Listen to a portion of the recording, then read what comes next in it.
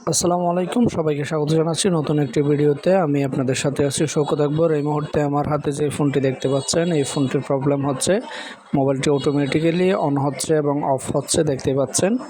তো আমি ফোনের ব্যাকশেলটা খুলে নিলাম এবং মাদারবোর্ডটা আলাদা করে কিছু টেস্ট আছে ওগুলো করে দেখব।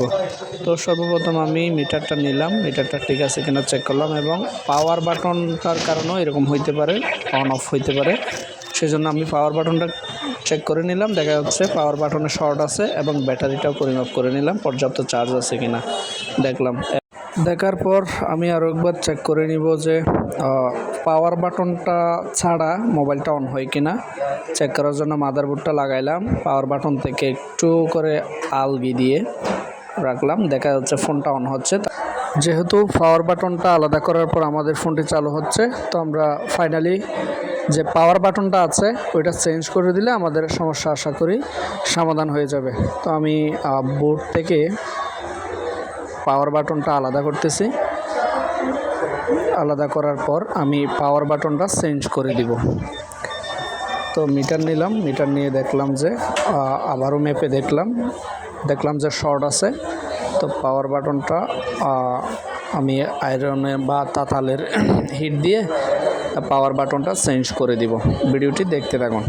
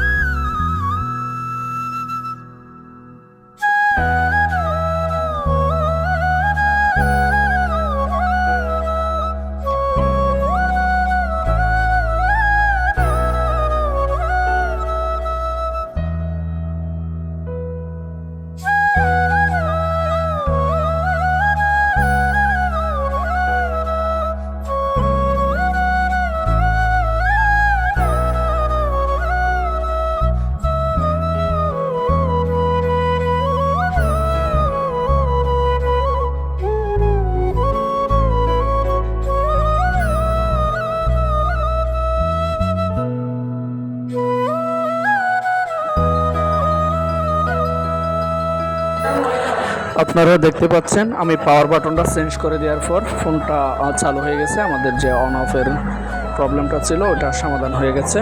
তো এই মুহূর্তে আমি ফোনটা ফিটিং করে ফেলবো স্ক্রু দিয়ে ভালোভাবে। ফোনটা ফিটিং করার পর কাস্টমারকে দিয়ে দেব। তো আজকের ভিডিও এই পর্যন্ত। সবাই ভালো থাকবেন, সুস্থ থাকবেন। যদি ভিডিওটা ভালো লাগে একটা শেয়ার দিতে অবশ্যই বলবেন না। আসসালামু আলাইকুম।